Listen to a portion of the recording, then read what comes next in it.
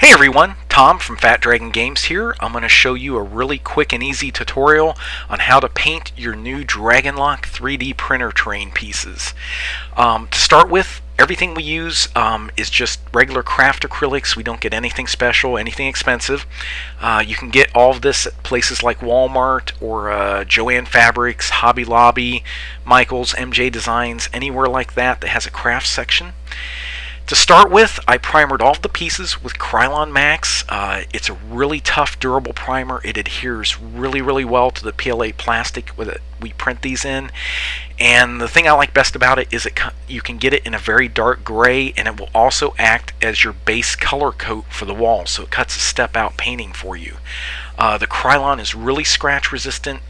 It bonds incredibly well to the PLA, and with all of the locking and unlocking you're do with these pieces, I can't recommend it highly enough. Next up, you're going to want to use a medium gray acrylic to paint your stonework. I've gone with Liquitex. This is medium gray number 5. The Liquitex is really durable, and it does bond well with the Krylon base coat, so you might want to check it out. Next up is Liquitex Unbleached Titanium. This is what I use for dry brushing all of the stones, and it really blends everything nicely. If you want to take the time to pick out a few individual stones, I didn't even go with Liquitex. I got the cheapest craft paint I could find. I think these were about $1 a piece. Just get some browns and tans and light grays. As far as brushes, I just used some old miniature painting brushes I had. Again, nothing special, nothing really high end. To start with, just use a styrofoam plate to mix your colors on. It's cheap, disposable. The Liquitex is the consistency of about toothpaste when it comes out, so you are going to want to thin it with a little water. And I've got the piece already primed with the Krylon. Do that outside where there's good ventilation. And then just take the Liquitex on a brush. It's thinned a little bit. You're not dry brushing, you're just scrubbing it in. You do not want to get the Liquitex down in the crevices. Let the Krylon show through. You're just base coating this, getting the medium and high points.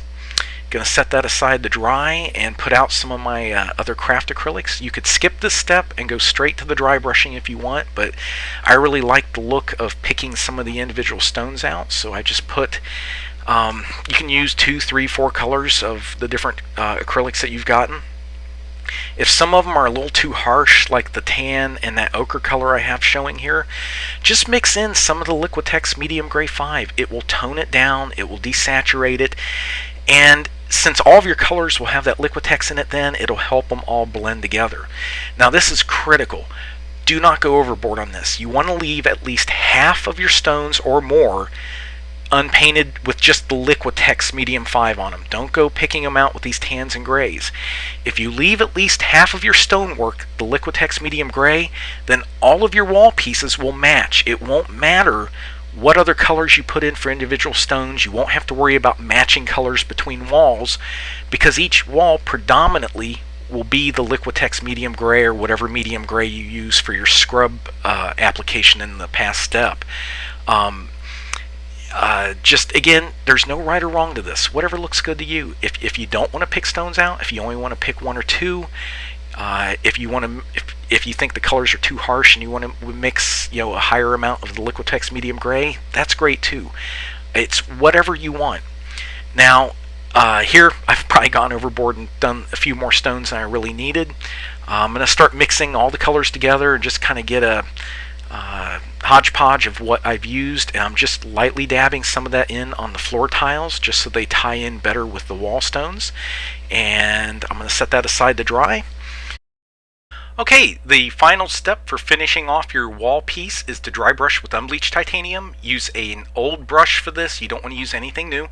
Just load it up with paint, scrub it across a paper towel until almost no color is coming off, and then just very lightly begin dry brushing it across all of the surfaces, the wall, front and back. Make sure you hit the floor tile.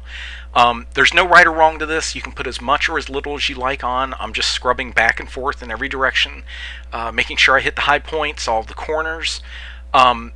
When you do this, what it does is it's tying together all of the colors that you've used on this. It's giving them a uniform top coat, and it just makes everything really blend well, and it'll make all of your pieces look nice together on the tabletop. I think we're going to call this one finished. You do not need to seal this off with a clear coat or anything like that. If you just let the acrylic dry, it'll be fine to start using right away.